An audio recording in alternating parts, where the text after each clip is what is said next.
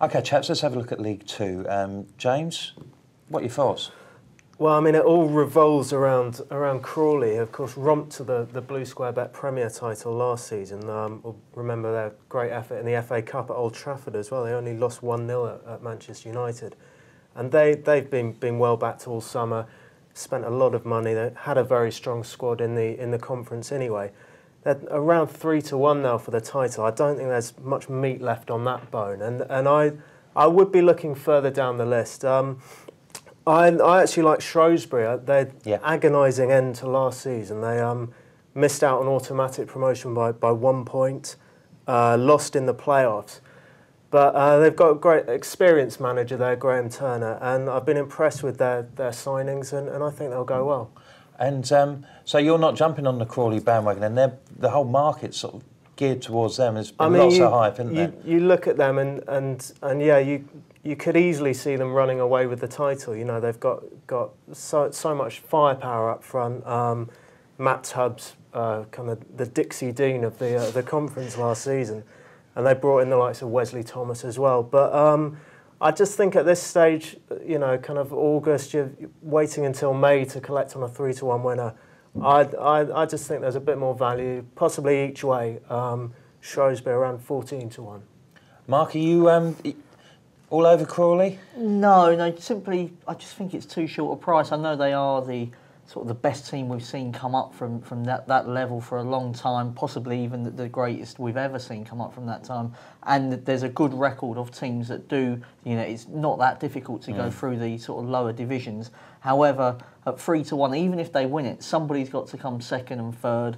So there's decent each way market, I feel, there. And also in the promotion, which is where I'm mainly looking to play, because it could be a bet where if you back somebody else, Crawley could run away with it and your bet's ruined by Christmas, where promotion, you're playing for the free spots and also, you know, you've got the playoffs as well. Don't forget it goes down to 7th with the playoffs. So, and the one that stands out for me is Oxford.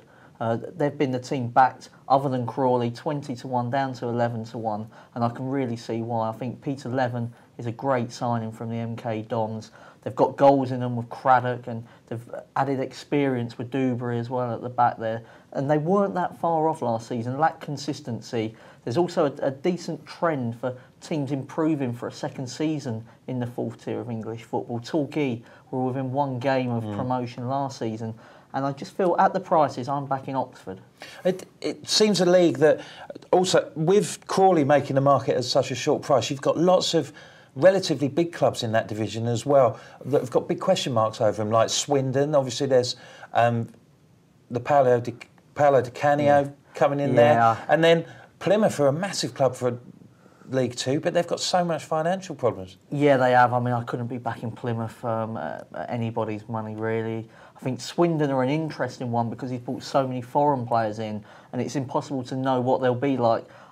You just don't know. And Di Canio could be a genius, he could be a madman. He's probably both, and I can't be trusting them. And if you do back them, there is a chance that they'll be right up there. You've also got to accept that if you are putting your money down on them, it could all go horribly wrong. I think if you're looking for somebody well down the list, one that stands out for me is Southend. That they're a team that have recruited really well over the summer. Neil Harris is a player far too good for League Two, but he's gone down there because he's a Southend fan and he wants to finish his career.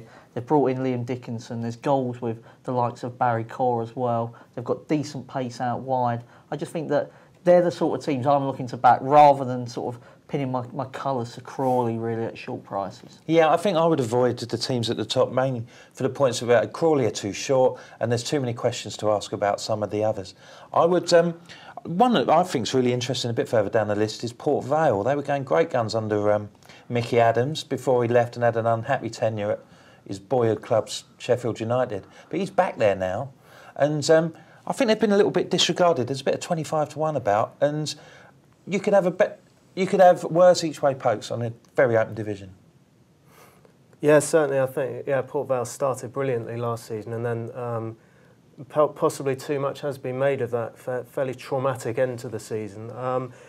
Just another two sides that we've mentioned. It's wide open, so we are mentioning most of the clubs. But another two teams that I do see as promotion contenders, mainly because of their new managers. Paul Buckle, who did a fantastic job at Torquay, lost in the playoff final. He's gone to Bristol Rovers, kind of completely overhauled the squad there. So possibly they'll need a bit of time to settle, but I expect them to be up there. And Andy Scott as well, who won the league with Brentford 3 seasons ago. And he's at Rotherham, who have kind of flattered to deceive a little, but they're two that I'd keep my eye on, and other kind of each way alternatives to the red hot favourites. So just to tie up, Mark, your Oxford? Yeah, I think Oxford for promotion is my best bet in League Two. And Shrewsbury? Shrewsbury each way, yeah. And I'd have an each way poke on Port Vale, I think.